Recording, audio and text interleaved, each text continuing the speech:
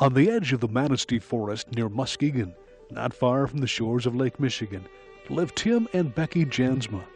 This husband and wife duo have committed their life's work to creating the instruments that provide the music to the world. While Becky handles the bookkeeping and other business-related tasks, Tim's woodworking mastery flows from his hands, culminating in the creation of world-renowned violins, violas, and cellos, instruments that compete in the same demanding arena as the likes of Stradivarius. One case in point was even noted when one of the leading international soloists and frequent performers with the Tokyo Symphony Orchestra lovingly retired his 1727 Stradivarius and replaced it with a Jansma. For over 2 decades, Tim has been producing instruments from his rural Fremont, Michigan studio, lovingly hand-constructing between 8 and 10 instruments per year. Those purchasing an original Jansma pay between $11,000 and $18,000, and to the musicians and students who are owners of Tim's artistry, it's money well invested. Incredible hours of work and detail goes into every single instrument. In our recent visit to Tim's workshop studio, we were impressed with his love of these stringed instruments that have become his life, a love that was inspired and nurtured by his parents ever since he can remember, and perhaps even earlier. Well, my mother's a cellist. And when she was pregnant for me, you know, there's my head right up against the back of the cello. So maybe that had something to do with it. And my father, being a sculptor and having a lot of woodworking background, you know, you have a chance to see this as you're growing up, to watch and do some of it yourself. I started playing the violin when I was 6, and went through the proper schooling for classical music. Studied at MSU with Walter Verder. But when I was 19, I decided that I was tired of being in a practice room my whole life. So I was ready to go do something else, anything else. And Walter said, why don't you go to Philadelphia and see how instruments are repaired? And so I did. And I ended up staying there for a year and a half, almost 2 years, at William Moennig and Son in Philadelphia. And but then I thought, well, I don't want just to repair. I also wanted to actually do some making. So I checked around at the different schools, and there were no schools in the U.S. at that time for making. This was in 1971.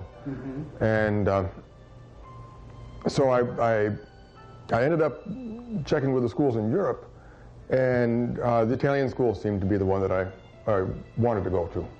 So, but you have to go over and take an entrance exam. So you don't know until you're there if you've even been accepted. So went over, made it into second year, and stayed there 3.5 years.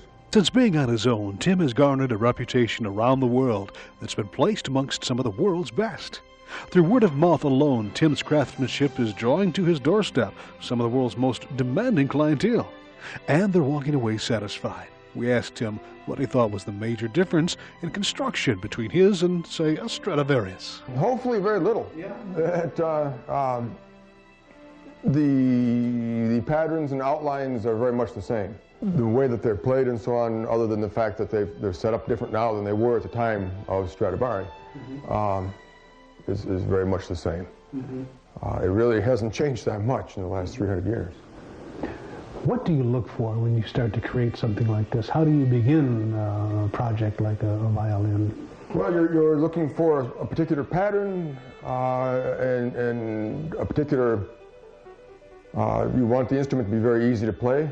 You want it to fit the customer, so to speak, to meet their needs and to have a good idea of what it is they're looking for. It's just small changes, I would say. It's a very conservative business. When you think about, here we are in this point in time, still trying to do what they did 300 years ago. We aren't, technology really hasn't changed that much as far as what we do here.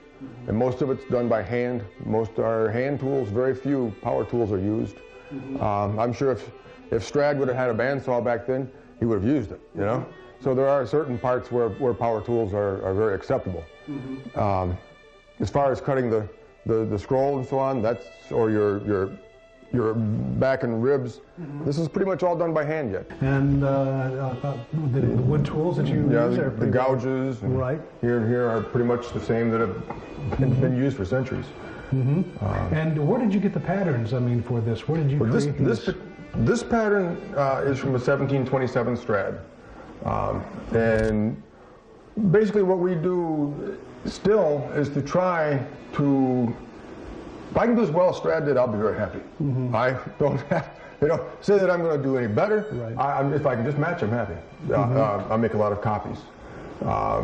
What was so unique about him, that design? And he was very good in every respect, from the materials that he used to the varnish. The varnish, nobody's ever beat the varnish that he used. And there's still a lot of questions as where and how, what it consisted of, who actually made the varnish, whether it was he or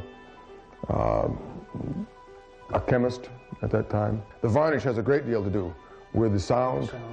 Yes. And the materials that were used were always, he was just all the way around very, very good.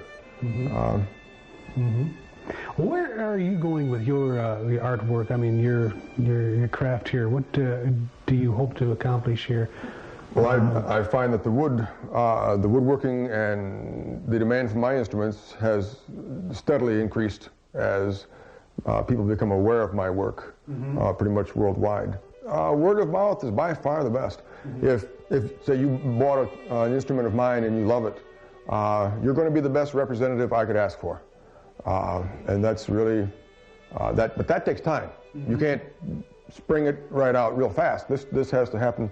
I've been in this business now over 25 years. And finally I'm starting to get some gray hair, and people will show up and they'll say, I went for an appraisal, for example, if you've been in the business this long, evidently maybe you know something by now. But it usually takes at least 20 years before they'll believe you. Right. So no matter how wonderful your instrument is. No matter how much you really know, time and age helps. Do you have any preference in your likes as far as a violin or a cello? Or no, not really. I've made more cellos than anything. But in all honesty, just the act of making is very, very gratifying, very satisfying. I bet you find yourself losing yourself in time here in the workshop. Yeah, you do. That's an interesting point you make, though. People say, well, since you're self-employed, you can come and go as you want, which really isn't true, because you've got to get the work done just like anybody else. So, you start at 8 o'clock in the morning and you work until 5 or later. Oftentimes, it's later, being as people have accidents that happen, bridges drop, or a sound post falls down inside the instrument, and they're performing tomorrow morning. So, that's oftentimes you help them whenever you can. You also do repair work and so on. Yes. Okay. Repairs and restorations. The length of time in creating something to scratch? And this varies. Every instrument's different, but on average a violin is about 120 hours. That's in the white. Then you have to varnish it, and you'll have another 40, 50 hours involved in that. And the cello will be about double the time of a violin. I'm sure it's extremely gratifying to see your instrument come together and see an artist play it and the sound that does come out. That's something that I think if I were involved in something like this, I would never tire of. I mean, to hear something. It's one of those things where it's always a little nerve-wracking when they first pick the instrument up and go to play it. You hope that they'll like what you've brought them, or what they've come here to pick up, but you never know. I mean, well, say you commission an instrument from me. When it's done, if it's not what you want, then there's no obligation for you to buy it. There again, who in the right mind is going to buy something they don't want? So just because you commission it doesn't mean you have to buy it. I know what I like, but in all honesty, it's not important what I like.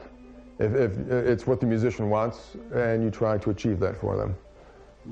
I mean, usually it's the same thing. People pretty much agree on sound. There's some variation, but not a lot. The love and dedication Tim puts into each of his creations is again a very personal thing.